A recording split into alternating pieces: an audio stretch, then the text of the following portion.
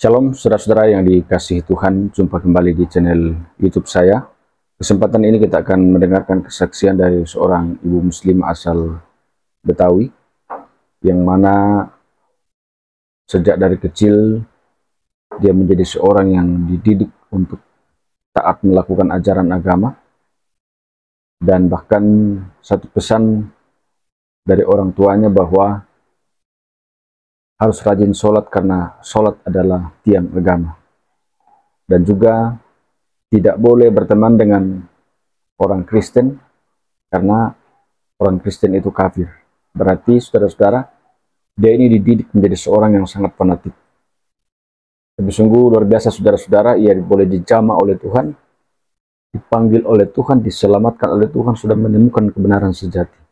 Sehingga hidupnya bernilai di mata Tuhan, berharga di mata Tuhan, karena dia tidak akan binasa, melainkan beroleh hidup yang kekal. Dan saat ini sungguh-sungguh setia dalam Tuhan, melakukan kehendak Tuhan, sungguh-sungguh menjadi seorang Kristen yang taat melakukan perintah Tuhan. Semoga kesaksian ibu ini dapat memberkati kita, sehingga dengan demikian kita pun juga akan semakin kuat, semakin bertumbuh dalam iman kepada Yesus Kristus. Selamat menyaksikan. Saya mau menjelaskan, asli saya dari Betawi, Jakarta. 10 bersaudara, 5 laki-laki, 5 perempuan. Dan saya kebetulan di nomor 5. Jadi saya memikul beban, kalau kata orang Betawinya, saya memikul beban kanan kiri, adik, kakak, abang. Gitu.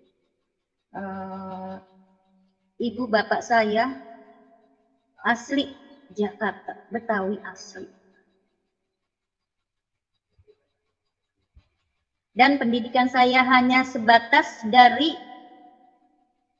guru agama SMP atau sederajat sanawiyah. Dan saya sebatas berguru sama ibu saya sendiri. Sejak masa-masa kecil saya, ibu saya selalu yang menerangkan kepada saya, jangan tinggalkan sholat, karena sholat itu tiang agama. Saya bilang, iya bu, oke, saya jalankan. Yang terutama kamu sholat. Kalau puasa itu, kamu kuat, kamu jalankan. Kamu tidak kuat, tidak apa-apa. Tapi kamu nanti setelah selesai hari raya, kamu bayar. Kamu puasa sendirian.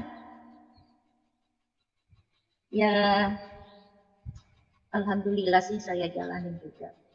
Terus yang namanya seorang wanita suka datang bulan, tidak sembahyang. Kata ibu saya nanti dibayar setelah selesai. Bahkan melahirkan pun, ya namanya wanita melahirkan otomatis mengeluarkan darah, Pak. Itu bagi orang Islam itu katanya haram untuk berpuasa, untuk bersolat. Tapi nanti kamu harus bayar lagi. Bayar puasa, Bu? Tidak. Kamu mengasihi anak-anak yatim. 40 anak yatim. Kamu kasih makan. Itu aja balasannya. Oh, ya mudah-mudahan, Bu. Saya akan laksanakan. Begitu. Terus, saya itu harus, kalau malam Jumat harus pergi saya dari rumah ke rumah. Kalau enggak dari rumah ke rumah, harus di rumah sendiri. Kalau malam Jumat itu harus baca Yasin dan zikir-zikirnya semuanya.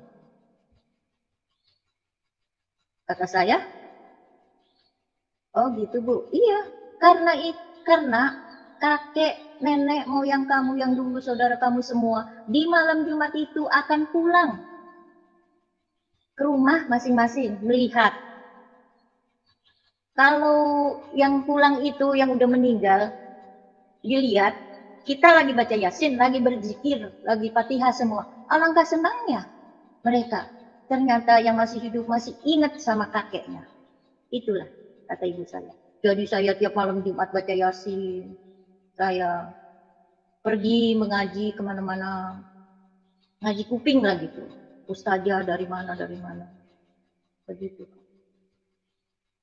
Udah gitu, setelah saya dewasa, ya sampai sekarang saya ini udah istilahnya udah tua, udah punya cucu 3, saya masih terngiang akan itu, Pak. Dan saya tidak boleh dulu berteman dengan orang Kristen, kata saya. Sementara teman-teman saya banyak yang Kristen, Pak. Kenapa saya bilang, Bu? Saya tidak boleh berteman dengan si A, si B. Jangan. Nanti kamu dikasih makan daging babi. Itu kafir mereka. Saya sampai nyebut di hati. Astagfirullahaladzim. Ibu saya, bapak saya terlalu kejam dulu sama saya, Pak. Masalah agama. Saya sampai ngumpet-ngumpet saya main. Dia manggil kakak main. Saya main. Nah, saya Ibu Kristen ya? Kenapa? Kenapa, Pak? Tidak punya teman orang Kristen, tidak punya teman orang Kristen. Tidak punya teman orang di luar Muslim. Punya, tapi saya dilarang sama orang tua saya. Nah, itu kafir katanya orang Kristen. Jangan, itu dia punya anjing. Kamu tersentuh aja badan kamu, cari tanah liat. Kamu gosokkan 7 kali, kamu mandi, baru kamu itu sah. Kamu mandi, kamu ngambil wudhu, sholat. Itulah, Pak, betapa saya dari kecil sampai dewasa, sampai saya punya cucu 3, ya saya masih istilahnya masih mengikuti ya agama ibu bapak saya. Saya kebetulan baru 4 bulan, Pak, jadi murtadin. Ibu saya sudah tidak ada, bapak saya sudah tidak ada. Saya berani. Tapi keluarga saya, Pak, banyak. Saya siap-siap, Pak. Tantangan pasti ada. Tapi saya akan sabar, saya akan berdoa. Saya akan menjawab mereka kalau mereka itu menghujat saya. Kenapa? Kenapa karena tadi Ibu bilang, Ibu, halo? Ya. Ibu, bisa dengar saya? Iya, Pak. Dengar. Yang Ibu bilang tadi masalah anjing, kenapa, Bu? Anjing. Anjing itu kan, Pak, najis. Kalau kita tersentuh dia najis. Kalau bagi umat Islam. Kesenggol aja kita sama bulunya itu, kita harus cuci dengan tanah liat 7 kali. Sementara saya suka sama binatang-binatang yang piara-piara. Cuma sama anjing saja, Bu? Bu, cuma sama anjing saja ya? Cuma sama anjing saja yang najis? Sama anjing, sama saya tidak boleh memakan panggang B2. Tidak boleh. Ya, Anjing sama B2, Pak. Itu 2 binatang itu yang tidak diperbolehkan. Pernah suatu saat saya nanya sama guru, kenapa itu dibilang haram? Kan itu juga ciptaan Tuhan. Saya bilang begitu. Iya.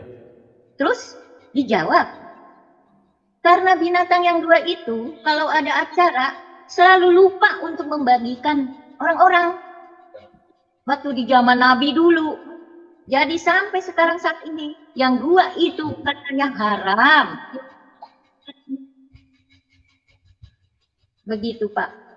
Saya disuruh jalankan puasa, saya jalankan. Sampai saya bilang, sampai saya udah tua begini, Pak. Dulu saya pernah, Bu atau guru, saya tidak bisa, saya tidak sanggup untuk ngambil wudhu itu dari seluruh anggota badan saya. Saya tidak hafal. Saya tidak bisa. Terus, di waktu kamu akan membasuh muka, bacalah dan berniat aja sudah pahala. Jangankan kamu melakukan. Niatnya aja sudah pahala. Itulah kebaikan Allah, katanya Pak. Tapi setelah saya sholat, sampai saya udah tua begini, saya sholat, suruh ibu saya sama istri, saya tahajud. Sholat duha lah nak, ingat ibu saya, kamu udah rumah tangga. Sholat duha, di saat semua pada sibuk bekerja, kamu kan di rumah, sholatlah. Itu untuk apa Bu? Di pagi hari. Harus ganjil 3 rakaat atau 7 rakaat. Saya jalanin Pak, katanya akan menambahkan rezeki, kehidupan bagus. Udah saya jalani. Terus habis itu saya kok ceritanya saya sakit Pak. Pernah dirawat juga Pak, 2 kali. Saya sakit. Terus kok enggak sembuh. Tidak sembuh, saya sakit. Sampai dirawat lagi. Saya sakit. Sampai saya bilang begini, Ibu, bapak saya sudah nggak ada sama suami saya. Saya bilang, Bang, kenapa Allah tidak adil? Kok kamu bilang gitu? Ya maaf ya Pak, saya memang orangnya tetek air mata. Allah tidak adil. Saya sudah menyembah Dia. Sudah sujud saya. Memohon. Mohon ampun, mohon semuanya. Tapi kenapa malah sakit saya kok? Tidak ada kesembuhan. Udah. Sampai saya, ya Allah, saya udah putus asa. Kalau memang saya mau diambil, ambillah ya Allah. Jangan saya disisa kayak gini. Tapi tolong biar besar dulu cucu-cucu saya. Karena cucu saya itu sangat membutuhkan saya. Dia sudah tidak mempunyai seorang ibu. Anak saya telah dipanggil sama bapak yang di surga. Anak saya sudah tenang di sana. Tinggalkan anak 3. Begitu. Nah, kemudian teman lama saya WA. Dia bilang gini, halo Kak, oh dia nanya gunung gini, bla bla bla bla bla. Kenapa kakak nggak bilang saya? Kakak dirawat 2 kali. Kata saya, ya saya tidak perlu merepotkan. Saya bilang gitu. Saya tidak mau merepotkan orang. Cukup keluarga saya, suami saya, anak saya. Saya bilang gitu. Sakitnya apa, Kak? Ya memang sekarang sudah merajalela, Pak. Diabetes. Diabetes itu bukan hanya keturunan. Di bawah usia saya aja udah banyak yang kena. Sekarang sakit saya batu empedu. Sama dokter di WSG. Terus saya kalau tidak sembuh dengan obat terpaksa saya harus dioperasi atau di laser. Tapi saya tidak mau. Saya bilang gitu. Karena yang sudah operasi itu minum obat tiap hari 1 genggam tetap tidak sehat. Terus dia bilang gini, sekarang gini aja ya Kak. Kalau kakak udah sembuh, kakak main ke rumah saya, apa saya main ke rumah kakak? Saya mau bercerita. Dia itu muslim. Begitu dia main ke rumah saya, dia sudah murtadin Pak. Tadinya saya mendengar dia cerita, saya kan belum, saya hanya diam. Tapi sampai rumah itu saya ngomong sama suami saya, ada benarnya juga Bang. Kawan kita itu, saya lihat dari wajah muka itu ceria. Dan ya maaf, kehidupannya tuh tidak seperti dulu Pak. Dulu dia masak aja lagi masak, kompornya gasnya habis nggak bisa beli. Sampai masak di Magicom. Anak pulang sekolah lapar, Indomie. Tapi ya sekarang dia sudah jadi murtadin Pak. Kehidupan dia enak. Udah. Dan dia mendoakan saya. Kak, berdoalah Kak. Ya silakan. Maaf Kak, saya berdoa dengan agama saya yang sekarang. Oh tidak masalah. Saya didoakan sama siapapun, yang penting penyakit saya sembuh. Dipegang perut saya, berdoa dia. Dengan nama Tuhan Yesus, tolong sembuhkan penyakit saudara kita ini. Dia begitu, Pak. Dia memohon. Dia nangis sambil megang perut saya. Ya, saya bilang, doa kamu akan dijabah, saya bilang. Ya, maaf kata dengan Tuhan kamu yang sekarang. Saya itu yakin, saya bilang. Kalau saya sembuh penyakit saya, ini juga masih berobat sih. Kalau saya sembuh penyakit saya, tidak dioperasi, saya bilang, saya bersumpah, saya akan mengikuti Tuhan Yesus. Saya begitu, Pak. Saya berjanji benar. Kebetulan, kata dia, kakak udah siap. Kakak dibaptis. Oke, siap. Dan setelah saya sudah dibaptis, saya dikasih Alkitab, saya kalau pagi, saya baca sedikit-sedikit, dan saya mau tidur, bangun tidur, saya selalu berdoa dalam Tuhan Yesus. Ya Bapa kami yang di surga, sembuhkanlah anakmu ini. Berobat sudah, alternatif sudah, kemana sudah, Bapak. Tolong Bapak, saya berdoa. Sambil saya berdoa, saya minta kesembuhan. Kalau saya tidak apa-apa, Pak. Saya mah sudah cukup, saya merasakan dunia. Saya yang pertahankan saya hidup hanya cucu, Pak. Cucu saya masih kecil-kecil, ditinggal sama ibunya. Sebentar, nek, oh iya, nek, beli ini dan beli ini, iya deh. Saya yakin, saya berdoa tengah malam, ya Bapak kami, tolong cucu saya minta ini. Tapi puji Tuhan, selalu Tuhan Yesus menunjukkan kemujizatan sama saya. Saya semakin yakin. Saya akan selalu mengikuti Tuhan Yesus. Dan saya ini, Pak, saya nih siap, Pak, saya dihujat. Saya ditantang sama keluarga saya. Tapi saya siap. Saya nanti akan menjawab baik-baik dulu. Kan yang menjalani saya. Saya sudah merasakan kasihnya Tuhan Yesus. Sekarang saya, Pak, ya saudara-saudara semua, saya agak tenang hidup saya. Benar, saya tenang dulu, tidak gusar sebelum saya ini bertanding. Saya selalu kebingungan. Dari corona 2 tahun, suami saya nganggur. Selalu saya gelisah, kebingungan.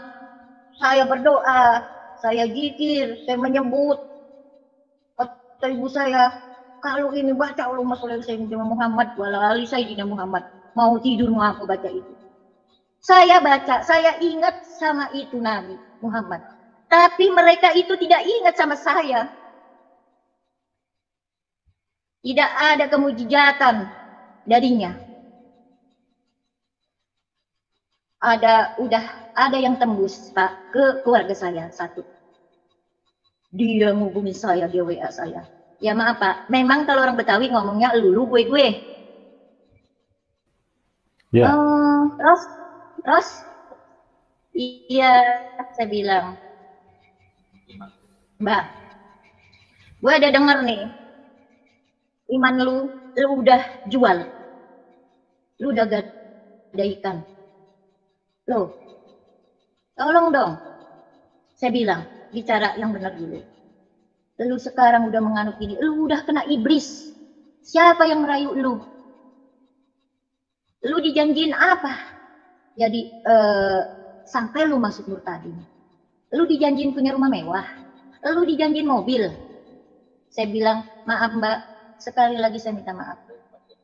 Saya cuma dijanjikan keselamatan. Saya bilang begitu. Emang udah pada gila. Saya sudah dijanjikan akan surga. Terus dibilang begini, buktinya lu masih ngontrak, lu masih susah. Ya tapi saya kaya hati sekarang. Saya bilang begitu. Kaya hati saya. Saya tenang. Semua yang hidup di dunia pasti ingin kaya, saya bilang. Ingin sekali kaya. Tapi kan Tuhan menciptakan ada siang ada malam. Ada kulit putih ada hitam. Kalau semua jadi pemimpin, siapa yang akan jadi bawahan? Saya jawab begitu. Emang susah lu udah kerasukan setan gara-gara lu main sama si A, sama si B, lu jadi. Oh jangan menyalahkan orang, Mbak. Saya ikhlas. Saya yang merasakan betapa saya susah. Apa kalian pada nolong saya? Hanya Tuhan Yesus yang menolong saya. Bapak kami yang di surga yang menolong saya. Saya bilang begitu. Saya yang berhak, saya bilang.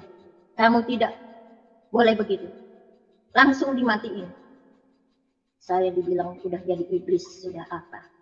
Dulu kan kalau muslim Pak, saya dibilang penyakit itu datangnya dari Allah.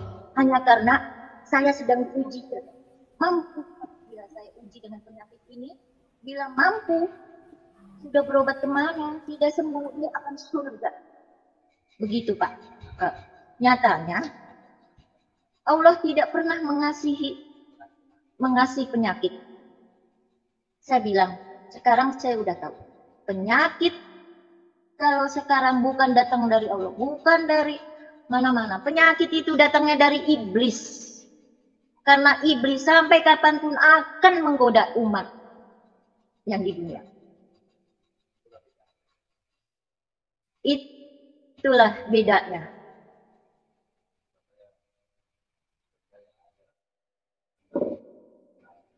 Jadi saya sekarang, apapun yang dikatakan sama keluarga saya keluarga besar lebih kaya. Tidak, saya tidak. Biar saya dibilang ini enggak apa-apa. Saya dibilang murtad, tidak apa-apa. Terus udah begitu, saya bilang begini,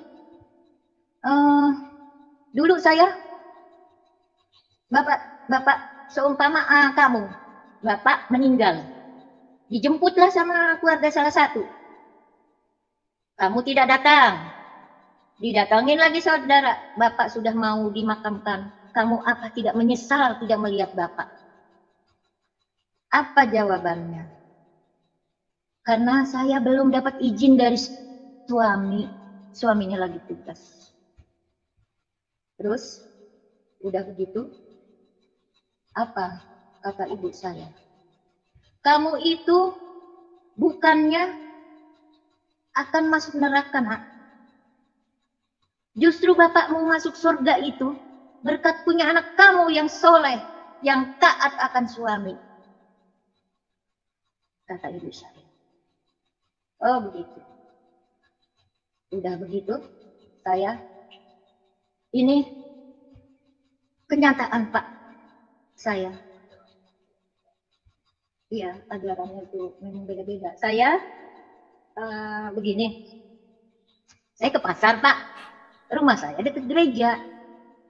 Sementara itu di belakang gereja ada pasar. Saya nanya, Bu, Mbah yang di sini Bu, kemana? Oh sakit. Udah, nggak dagang. Kayaknya pada cuek. Besokan lusa saya datang lagi. Mbahnya udah sembuh Bu. Enggak, ada yang jemput. Suami istri, orang Kristen, katanya begitu Pak. Oh ya syukurlah, kata saya begitu di sini. Tidak ada yang peduli, tidak apa. Dia masih Islam. Begitu saya udah lama nggak ketemu lagi, saya bilang, Mbah, enak, saya pelukan apa? Ini Mbah yang di pasar. Iya, kok sekarang Mbah jadi sehat, jadi putih, jadi gemuk. Iya, dia nangis, saya mau ke gereja. Oh, nggak apa-apa Mbah.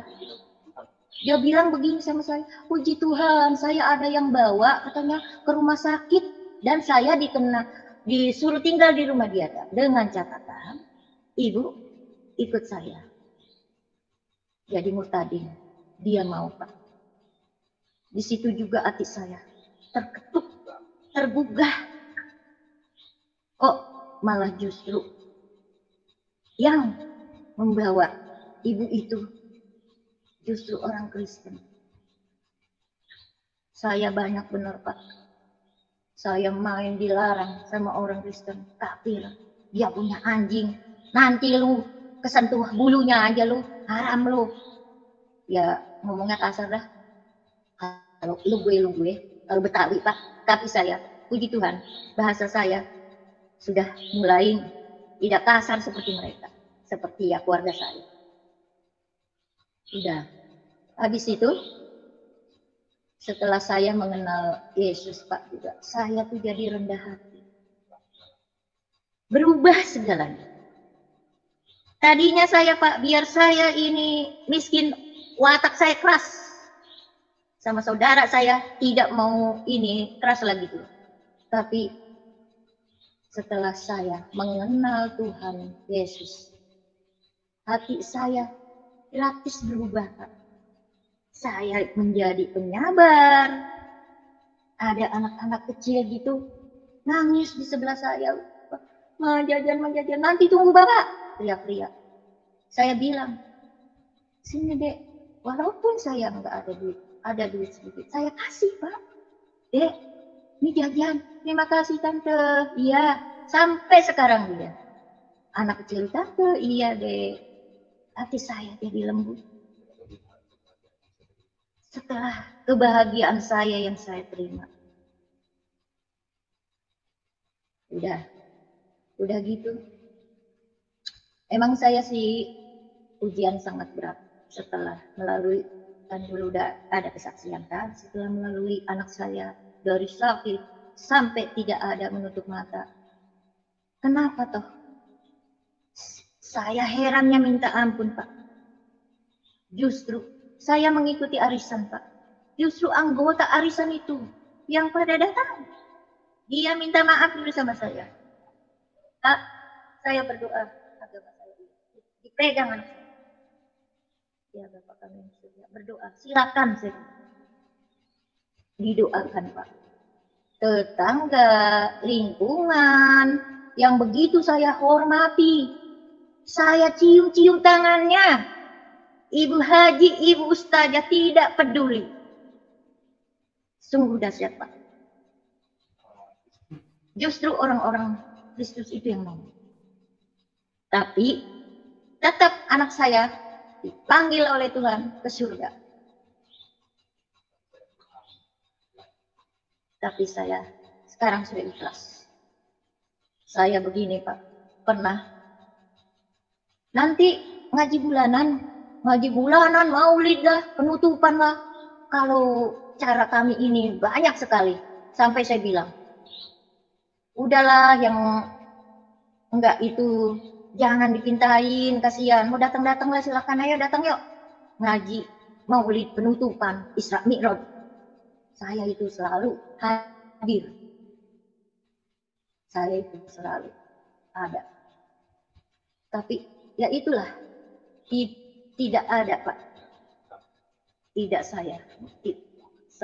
saya menemukan keselamatan. Saya bilang, saya sampai dosa Pak. Saya sampai tidak masak, cuma masak nasi. Anak masih pada sekolah, suami dulu kerja. Saya tinggal Pak. Saya pergi maulid. Ini kan juga acara ada maulid. Saya pergi Pak maulid. Sampai saya dosa Pak. Karena saya pengen ketemu ustazah ini. Saya pengen dengar ceramahnya. Udah pada duduk dekatin Pak. Kepengin saya katanya. Kalau kita salaman sama ustazah itu akan surga. Saya pengen salaman aja Pak. Nggak bisa. Sombong ustazahnya. Benar. Saya kan Pak. Dari masih baru keluar sampai sekarang saya Islam. Jadi saya mengerti. Yang mana itu ustazah baik, yang mana yang sombong. Sakit hati saya Pak. Saya udah berdosa sama anak, sama suami. Tidak masak. Pagi-pagi harus kalau ini ustazahnya datang cuma la ilaha illallah, diarak-arak itu datang. Mau salaman aja, nempel tangannya aja nggak bisa. Akhirnya yang datang, yang tidur lah, yang ngobrol lah, dia ngoceh-ngoceh aja sendiri. Saya bilang, itu mah ilmu yang udah dibahas. Saya bilang gitu. Saya udah ngerti. Saya bilang. Saya itu, ya siap-siap aja lah Pak, saya dapat. Tidak mungkin saya jadi murtadin tidak ada tantangan. Pasti ada tantangan. Tapi saya hadapi dengan tenang. Karena saya sudah menerima kasih. Saya siap, saya bilang. Sampai saya WA yang bilang saya begini, lu udah kerasukan setan, udah dirayu lo, sampai iman lu jual. Sampai lu jadi begitu, lu tetap susah, saya tantangin. Silakan, yang mau menghujat saya, silakan. Lu mau ngomong apapun nih, cara saya nih orang Betawi, lu pada mau ngomong apa kek, emang gua pikirin bodoh amat. Yang penting Roh Kudus itu sudah di hati saya. Lu cuma pada mau nasehatin doang lu tidak mau membantu gua, saya bilang begitu. Benar Pak, abang saya pun yang paling tua, saya dipanggil, saya datang. Saya dinasehatin, saya dimarahin, saya siap. Saya akan jawab. Saya sudah menemukan ketenangan dan saya juga sudah dijanjikan akan surga. Tapi dibilang begini sama kakak saya. Kalau Islam kalau agama Islam dunianya dua. Tahu kamu katanya? Tahu, saya bilang. Dunia dan akhirat. Kalau lu susah di dunia, di akhiratnya lu akan surga. Oh, tidak bisa, saya bilang, Mbak. Tergantung amal dan perbuatan juga. Karena Islam ini berat. Belum timbangan. Ditimbang kita amal kebaikannya. Iya, lu itu kurang bersedekah. Saya jawab, bagaimana gua harus bersedekah? Sementara buat keluarga saya aja cukup. Buat makan saya sehari-hari aja udah kurang, udah puji Tuhan saya bisa. Yang beramal bersedekah itu yang lebih uangnya. Diumpamakan, saya orang susah, saya orang miskin, bersedekah 10.000. Tapi kalau orang kaya 100 juta. Menyumbang masjid apalah, ada apa-apa dana. Karena apa? Karena saya uang 10.000 itu uang hasil keringat saya sendiri. Tapi orang kaya uang segitu tidak ada apa, tidak berarti. Ya, itu saya udah hilangkan Pak. Saya bilang begini, kenapa ya? Kalau orang-orang Kristen, saya bilang, membangun gereja tidak perlu gembar-gembor, minta uang di jalan-jalan, saya bilang. Cukup proposal. Tapi kenapa orang Islam itu minta di jalan-jalan? Malu saya kadang Pak. Teriak-teriak. Saya di situ juga hati saya tersakit. Iya, di situ pun saya ganjal Pak. Udah kalau acara maulid, dari saya kecil sampai saya udah tua kayak gini, udah kayak cucu 3. Masya Allah, Pak. Tiap ngaji dimintain dana, nih penutupan ada ustazah 3 dari A, B, C. Dimintain lah tiap hari iuran buat ngasih amplop ustazah. Begitu ada acara selesai, apa? Ustazahnya, bingkisannya, parselnya, waduh nggak kebawa. Giliran ini, kami ini, yang capek, yang mintain dana apa. Lain bingkisannya. Waduh, kata saya, benar-benar tidak adil. Dari situ juga Pak saya mengambil ilmunya. Saya lebih dewasa. Yang mana yang benar, yang mana yang baik. Berarti saya sudah makan asam garamnya. Bayangkan Pak, dari lahir saya sudah Islam. Sekarang saya, ya kalau memang perkataan saya masih ini, jangan kaget, baru 4 bulan Pak saya dibaptis. Ya. Saya minta tidak akan saya berubah lagi. Saya akan meminta sama Bapak saya, meminta sama Tuhan saya, Tuhan Yesus. Sudah pasti saya akan menjamin terus keselamatan, menjamin keselamatan Tuhan Yesus, dan tidak menjanjikan, membuktikan. Kalau Nabi Muhammad apa dia menjanjikan, belum tentu saya jumpri sholat ini itu sampai ada yang pada sininya pada hitam teman saya. Buktinya ya tidak menjamin surga. Tapi saya dibilang gini, lu harus tahu, ada salah satu keluarga saya, lu harus tahu ya,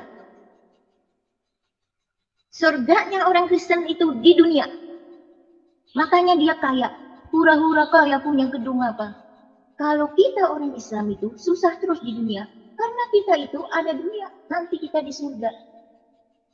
Bilang gitu. Saya dimarahin sama tetap. Saya tidak berpaling. Saya tetap menyembah Tuhan Yesus. Karena saya sudah terbukti menolong saya, walaupun tidak secara istilahnya, ya di dalam Islam pun, ya Allah ya Tuhan tuh kasih saya rezeki, kasih saya ini, tidak mungkin kan kau uang datang sendiri. Saya bilang begitu. Semua jadi juga kita lalui dengan cara kita bekerja, berdagang, jangan menipu orang, jangan menyakiti hati orang. Pasti Tuhan Yesus akan memberikan kemujizatan. Tidak kemujizatan dengan uang. Hati kita adem. Hati kita dingin. Penuh sukacita. Setelah saya mengenal Tuhan Yesus. Ya saya, kalau memang saya bisa, saya sih tidak menginjili orang lain Pak. Keluarga saya umpama ada gitu yang mau, yang pada bawa ke saya, melihat kehidupan saya, tenang apa, silakan. Saya gitu. Ada salah satu saudara saya, udah lama nggak ketemu. Kamu di mana? Saya bilang, Bang, saya lagi diikut nih sama Marga Pardede, saya ke Medan. Ke Medan? Kata saya, iya hati-hati ya Bang, dirantau orang. Enggak, ini Marga Pardede. Katanya Kristen, baiknya minta ampun. Makanya saya ikut sampai tiket pesawat saya dikasih. Saya udah putus asa dengan Islam. Kata dia begitu. Tapi saya pelan-pelan, karena dia kakak saya, karena dia si abangan, saya akan pelan-pelan. Saya mau berbicara. Kalau memang abang mau jadi mustahil, ayolah kita. Biar saudara yang lain, kita mau dihujat dia apa. Mereka tidak tahu. Mereka pada kaya-kaya, pada sombong. Tidak ada kasihnya buat kita. Tidak ada. Benar. Saya dari masih kecil, saya sudah berteman. Tetangga saya banyakkan yang Kristen. Saya bilang, Bu, tuh saya bilang, si Laura ke gereja cantik banget. Bajunya cantik benar Bu. Sepatunya, ayahnya pakai jas. Itulah Bu, kalau orang mau menghadap Tuhan, harus kayak gitu. Saya sambil bercanda, emang sih orang Islam? Saya bilang gitu. Sholat, yang pakai baju gambar Indomie, yang pakai baju gambar Jokowi. Begitu ada orang pulang dari masjid, yang sendalnya hilang. Aduh, kata saya, bikin malu. Emang ya Bu ya? Nggak boleh begitu, lu juga orang Islam. Begitulah kata ibu saya suka bercanda dulu. Saya suka bercanda orangnya. Sampai saya sedih saya. sekarang udah terpisah sama kawan-kawan saya. Banyak dulu kawan saya yang Kristen, Pak. Pada baik-baiknya. Saya sampai dengan keadaan ada agama saya sendiri di sekeliling, di sekitar rumah saya. Waduh, sombongnya Pak, sampai saya panggil, tolonglah Pak Haji, tolonglah Bu Haji ke rumah, doakan anak saya kalau habis di kemo suka ini gitu, pingsan melotot-melotot. Saya juga pikirkan Pak, saya pulangnya itu harus saya kasih amplop. Tadinya saya sendiri Pak, saya mau jadi Islamnya, saya mau Islam Muhammadiyah. Saya bilang, saya mau Islam Muhammadiyah karena apa? Saya suka, saya senang dengan kehidupan mereka. Contoh, suami saya meninggal. Malamnya tidak ada pengajian, tidak ada apa. Malamnya itu sunyi, hanya berdoa sekeluarga saya. Saya suka itu. Dan adapun yang datang uang itu simpan untuk kebutuhan anakmu, jajannya sekolahnya. Saya suka begitu Pak. Ini maaf Pak. Ya maaf, saya minta maaf. Islam saya itu udah ada kemalangan Pak. Kayak saya kemarin, anak saya udah di rumah sakit, 4 rumah sakit, meninggal juga. Suaminya sampai nggak kerja-kerja Pak, ngurusin anak 3 itu. Kan suaminya Grab, enggak kerja-kerja, enggak punya uang. Begitu anak saya meninggal, betapa sedih enggak Pak? Saya tidak megang uang. Akhirnya apa? Saya bilang, benar-benar kejam hidup ini. Malah disuruh saya bikin amplop Pak, 100 RT yang ngajarin. Untuk apa Pak? Nanti untuk menyolatkan, selesai di masjid, diamplopin. Mandiin uang, semua serba uang. Malamnya pengajian dari 1 hari sampai 7 hari, dibayar 1 orang 200. Selamatannya gitu. Kita selesai itu yang baca doa 3 harus diamplopin. Diterima itu Pak. Sementara saya lagi kemalangan, lagi berduka, bukannya dibantu. Tapi ada Pak, di grup saya sekarang begitu, sampai masuk suami saya grup PBB namanya.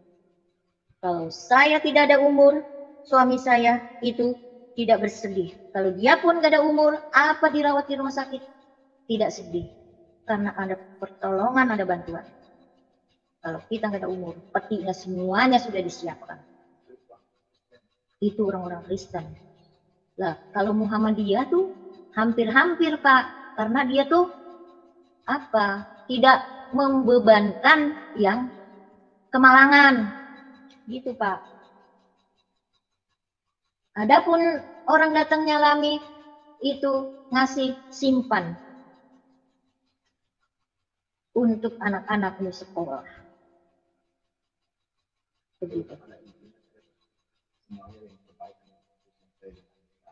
Ya pada intinya Pak, saya percaya, saya yakin, saya menjalani agama pengikut Yesus. Begitu aja Pak. Saya. Iya. Iya. Mungkin kesaksian saya begitu Pak. Demikian kesaksian Ibu ini, sungguh luar biasa saudara-saudara. Semoga boleh bermanfaat, memberkati kita sekalian, sehingga kita pun juga akan semakin kuat dalam Tuhan, semakin bertumbuh dalam iman kepada Yesus Kristus. Tidak ada apapun yang akan memisahkan kita dari kasih Kristus, karena kita sebagai orang Kristen adalah orang-orang yang sudah diselamatkan oleh Tuhan. Bersyukurlah kepada Tuhan karena kita sudah diselamatkan.